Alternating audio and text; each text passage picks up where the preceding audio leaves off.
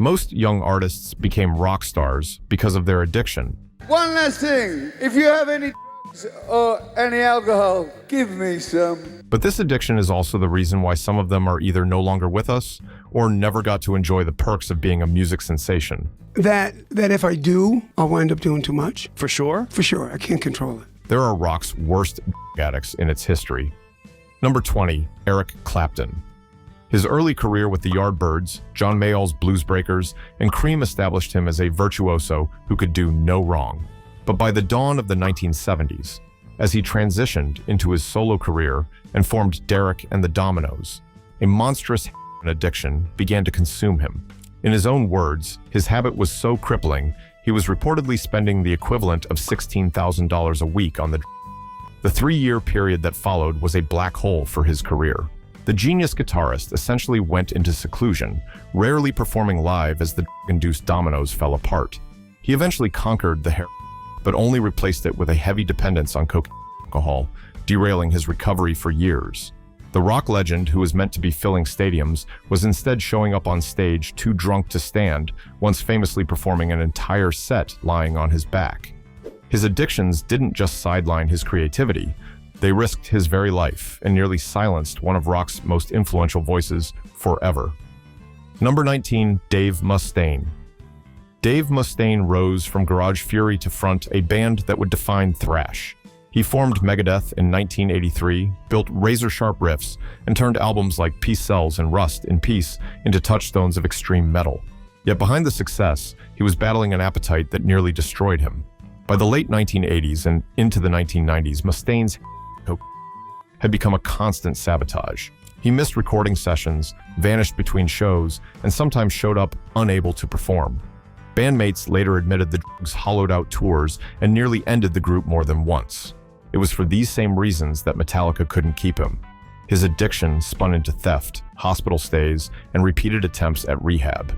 He checked into treatment many times and later framed those years as a lived hell that crept into every song and every smashed relationship.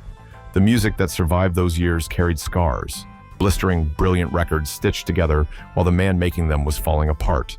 In the end, Mustaine's story was not only about ruin, but about recovery and consequence. The wreckage of his addiction altered his trajectory forever, costing time, trust, and the simple chance at steadier artistry. At number 18, we have Ozzy Osbourne.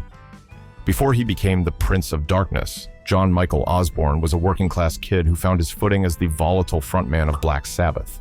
They virtually invented heavy metal, yet even this monumental success was soon shadowed by a ravenous addiction. By 1971, Ozzy had discovered he later confessed felt like the meaning of life, and he began integrating it with a daily regimen of alcohol and other substances like LSD. This lifestyle wasn't just a backstage indulgence, it actively derailed his career. Band sessions for albums like Volume 4 became infamous, with the band reportedly spending more on than recording costs. His consumption made him erratic, unreliable, and prone to blackouts, a toxicity that ultimately led to his unceremonious firing from Black Sabbath in 1979. Locked in a haze of drugs and alcohol for months afterward, his addiction nearly ended his life and career until a different path was carved out of the chaos. Number 17, Janis Joplin. Rising to fame with Big Brother and the Holding Company, her blistering performance at the Monterey Pop Festival in 1967 cemented her as the untamed queen of rock and roll. Yet, the same intensity that fueled her stage presence masked a spiraling addiction. Her initial struggles in the mid-60s involved heavy drinking. Southern Comfort became her infamous companion, and amphetamines, leading to a temporary retreat to Texas to straighten out. But upon returning to San Francisco, the pressures of fame accelerated her decline into regular. This substance dependence became an undeniable factor, especially as she sought a solo career. Her first solo effort, I Got Dem Ol' Cosmic Blues Again Mama, was recorded while her addiction took deeper hold, leading to uneven performances and a band that struggled with her volatility. Though she attempted to kick the habit, her relapse during the 1970 recording sessions for her final masterpiece, Pearl, proved fatal. At just 27, a overdose in a Hollywood hotel room silenced that legendary voice forever. Number 16, Ace Frehley. Ace Frehley had always sparkled on stage, his spaceman persona, his soaring guitar solos, and his charisma made him an integral part of Kiss's rise. Yet behind the makeup and the spectacle, his addictions were quietly tearing the band apart. In 1982, overwhelmed by alcohol and drugs, he later admitted, "I quit because I started abusing substances and alcohol I was on a collision course with. I just thought I was going to end up being a statistic." His drug use didn't just affect his personal life, it destabilized the band. By late 1981, the sessions for Creatures of the Night and the tour that followed were marked by his absences and erratic behavior. The departure that followed in 1982 had been years in the making. The partying had curdled into something dangerous. Fraley later revealed that he walked away from what would have been a multi-million-dollar contract because he believed staying in the group would kill him. "I mean, I walked out on a $15 million contract. I would have committed suicide," he said. By the early 2000s, his role was diminished, and his second departure in 2002 felt like the final consequence of a brilliant talent undone by obsession. The albums, tours, and acclaim he once commanded were replaced by solo gigs and a legacy haunted by what might have been. His road to sobriety began in earnest around 2006 after a turning point phone call from his daughter, but the damage to his career had already been done. Number 15, Jimi Hendrix. Jimi Hendrix rose fast. A kid from Seattle who turned blues into a new electric language, exploded onto the scene at Monterey and Woodstock, and rewrote what a guitar could do for rock music. At his peak, he combined freakish technique, fearless improvisation, and an appetite for experimentation that made him the defining electric guitarist of his era, but the same lifestyle that fueled his myth also destabilized his career. In 1969, he faced a very public brush with the law, an arrest in Toronto, and a protracted legal nightmare that haunted him through tours and court dates, and band tensions, manager problems, and mounting substance use increasingly interrupted his work. For the next 2 years, he suffered wild swings in his performances, canceled dates, and deteriorating routines signaled that and exhaustion were narrowing his once limitless creative arc. The tragedy culminated in his death in 1970, officially attributed to barbiturate intoxication and asphyxia, which abruptly froze his evolution and left rock wondering what he might have become. Number 14, Steven Adler. Few musicians reached the heights Steven Adler did, only to be dragged back down by a self-imposed catastrophe. He was the thunder behind Guns N' Roses' legendary sound, his dynamic, swinging groove fueling a monster like Appetite for Destruction. Yet, as the band rocketed into the stratosphere, Adler's personal battle with addiction escalated, a dark passenger on the ride of a lifetime. His growing became a devastating liability. The rest of the band, already struggling with their own demons, watched as Adler's began to sabotage their work. By the time they entered the studio to record the highly anticipated Use Your Illusion albums, the drummer was physically unable to perform. His addiction so severe, he reportedly tried to play the song Civil War 24 times, failing each time. His bandmates finally delivered an ultimatum, and despite signing a contract vowing sobriety, he could not conquer the chemical dependency that had fully consumed him. In 1990, the heart of the classic lineup was torn out. Steven Adler was fired from Guns N' Roses. His story remains the ultimate tragic example of a career that could have lasted decades, instantly and violently derailed by the unforgiving grip of. Number 13, Keith Moon. Moon's early use of amphetamines and alcohol quickly escalated into a crippling addiction, transforming his notorious Moon. The loon antics from fun-loving mischief into desperate self-destruction. By the 1970s, his legendary status began to unravel. During the Quadrophenia tour in 1973, his spiraling abuse led to him passing out on his drum kit mid-concert, forcing the band to recruit an audience member to finish the show. An unprecedented rock and roll catastrophe. His final years were a tragic, visible decline. His erratic playing and physical deterioration were starkly evident during the recording of their last album with him, Who Are You? The man who had once been rock's most expressive drummer was now unreliable, battling full-blown.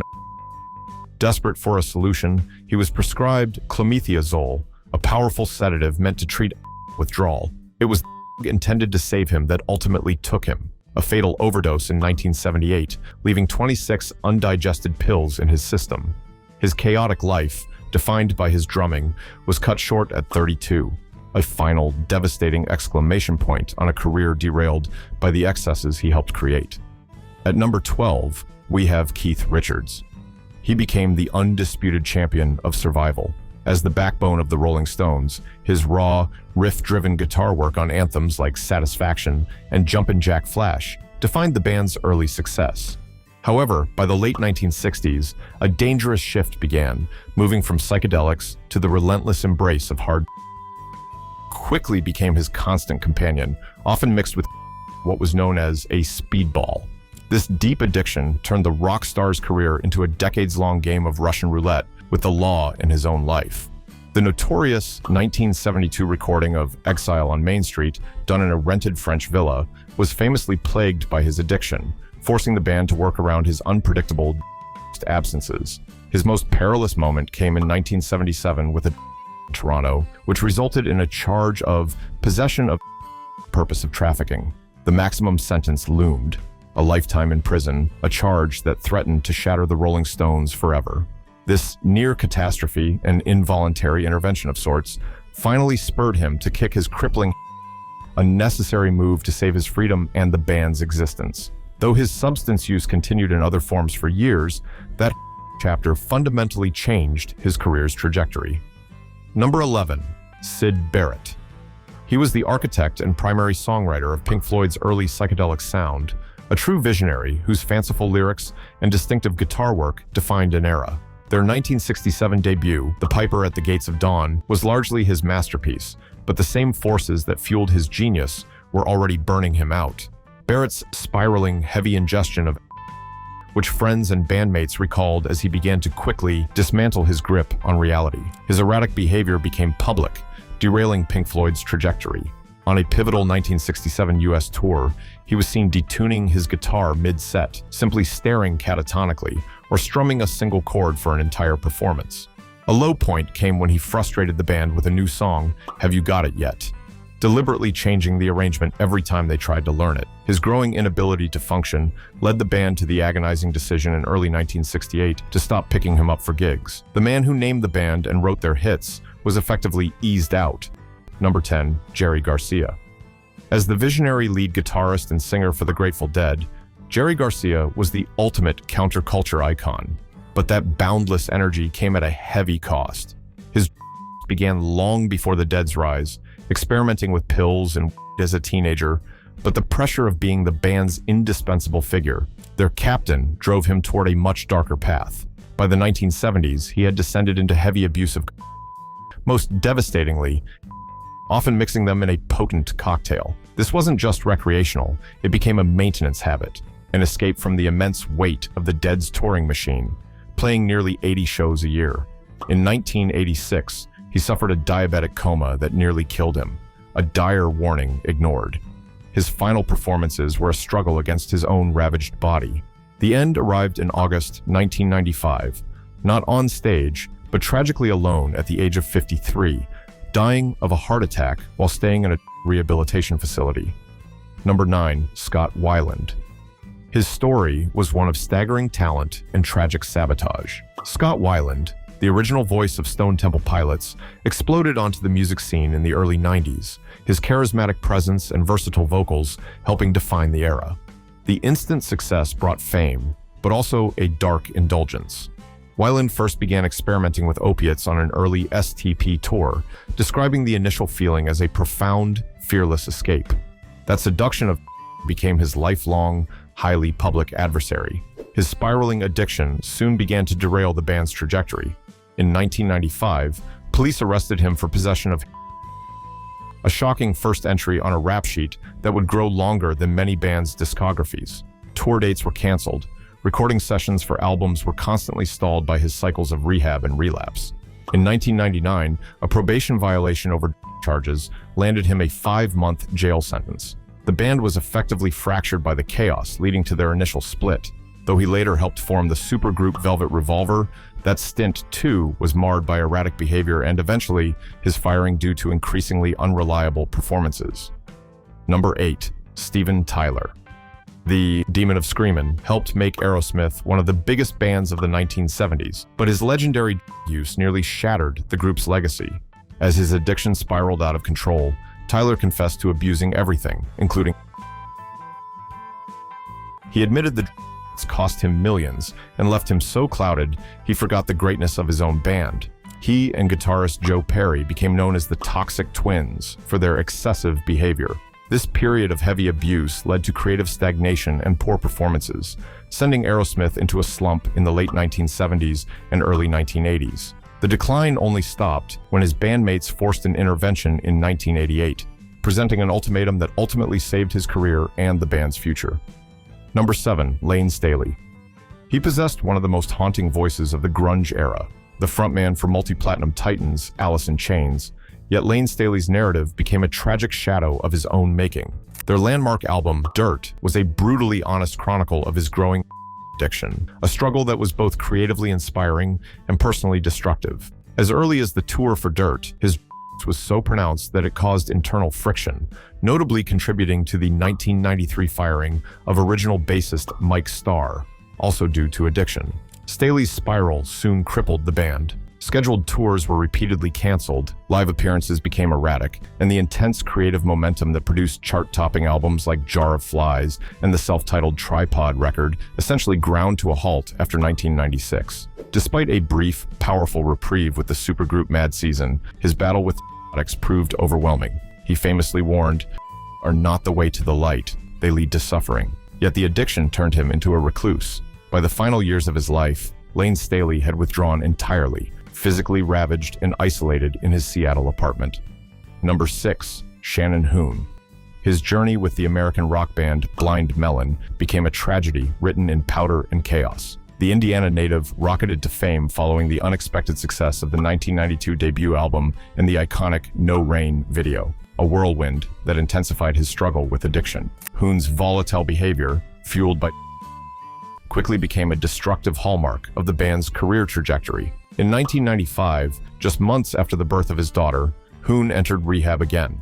A counselor was hired for the Soup Tour, a final attempt to keep him clean on the road, but Hoon hated the scrutiny, and the counselor was let go after only a week. The brief semblance of stability shattered. On October 20th, 1995, following a gig in Houston, Hoon began an all-night binge. The next morning, on the tour bus in New Orleans, the 28-year-old was found unresponsive, overdose having silenced one of rock's most distinctive voices. Number 5. Sid Vicious. His real name was John Simon Ritchie. He was thrust into the spotlight in 1977 as the new bassist for the Sex Pistols, becoming the living, sneering embodiment of punk's nihilistic rage. But beneath the iconic leather jacket and safety pin aesthetic was a musician who, by most accounts, remained amateurish. His true contribution was not his bass playing, which was often barely audible, if he even showed up sober, but his devastatingly self-destructive image. Vicious had been mainlining speed and drawn to hard drugs even before the band, but his relationship with American groupie Nancy Spungen accelerated his descent. They became inseparable at the Chelsea Hotel, sinking into a mutual addiction, primarily to heroin. His drug use became so profound that it derailed the final disastrous American tour, frustrating his bandmates and contributing directly to the Pistols' implosion in 1978. After the breakup, Vicious attempted a solo career, most notably recording a sneering cover of My Way, but by then, become his absolute priority, not music. The final shattering act of this addiction came in October 1978 when he awoke in their hotel room to find Spungen dead from a stab wound. Vicious, claiming no memory after binging on was charged with her murder. Released on bail months later after undergoing detoxification, he immediately sought out to celebrate. Just hours after his release on February 1st, 1979, Sid Vicious, the punk icon who never got a chance to truly rock, died from an overdose of exceptionally pure at the age of 21. Number 4. Kurt Cobain. He emerged from the grunge scene of the early 90s as the reluctant voice of a generation, the defiant frontman of Nirvana, who single-handedly brought alternative rock roaring into the mainstream. But beneath the flannel and the fame, a dark habit took root that would eventually unravel his trajectory. Cobain's long-standing, undiagnosed chronic stomach pain became his undoing, pushing him to seek escape. By the time Nirvana was a worldwide phenomenon in the fall of 1991, his recreational use had spiraled into a daily necessity. A desperate self-medication he claimed was the only way to avoid the agony, stating he would have otherwise shot himself. The addiction became a corrosive force, a secret war fought during the band's ascent. The euphoria of Nevermind's success was shadowed by repeated use, It wasn't just physical pain. The intense, suffocating pressure of superstardom only fueled his desire to disappear into the grip tightened, leading to volatile behavior and missed commitments. An overdose in Rome in early 1994, disguised by his management as an accident, was a desperate suicide attempt that foreshadowed the end. Barely a month later, after fleeing a Los Angeles rehab facility, the habit that had been both his crutch and his cage finally claimed him. Number 3. Jim Morrison. From the moment the Doors lit up the Sunset Strip, Jim Morrison, the self-proclaimed Lizard King, was the volatile fuse. Initially, his heavy use of LSD and mescaline felt like part of the creative shamanism, unlocking the doors of perception that gave the band its very name. He saw these psychedelics as tools for transcending boundaries, fueling his provocative stage persona and poetic lyrics. But the artistic muse was soon eclipsed by a devastating addiction to As the 60s ended, the lithe, vibrant performer morphed into a bearded, bloated figure, his once electric voice frayed by excessive drinking. Placed the controlled experimentation with chaotic self-destruction, leading to canceled recording sessions, incoherent on-stage rants, and the infamous 1969 Miami arrest for indecent exposure. The raw, mystical energy that propelled the Doors' early success was drowned. His focus shifted from groundbreaking poetry to volatile, drunken belligerence, irrevocably changing the band's trajectory and ultimately ending his life at just 27 in a Paris bathtub. The poetic rebel had become a tragic, cautionary tale. Number 2, Nikki Sixx.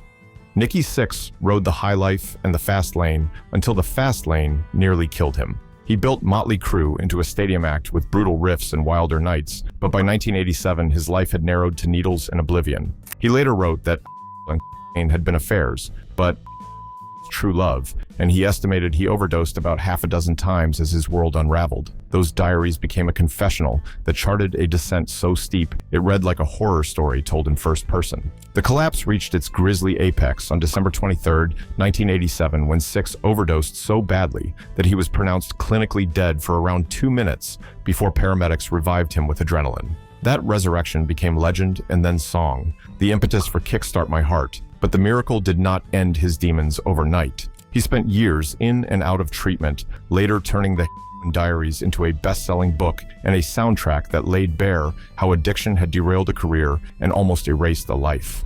Number 1, Peter Criss. His addictions to alcohol and cocaine in the late 1970s consumed him, turning rehearsals into chaos and tours into disasters. During the recording of Dynasty in 1979, he was so unreliable that a session drummer played most of his parts. His performance on stage grew erratic, and his clashes with Gene Simmons and Paul Stanley became explosive. By 1980, Kiss had enough. They quietly pushed him out, ending one of rock's most iconic lineups. Criss returned for the 1996 reunion, but old habits and resentments resurfaced. Eventually, his substance abuse and unreliability drove the final wedge. The Catman's downfall became a painful reminder that no amount of makeup could hide a self-destructive addiction. There you have it, 20 of the words addicts in rock history. Which rock star do you think had the most tragic story with their addiction problem? Let us know your thoughts in the comment section, and don't forget to hit the subscribe button.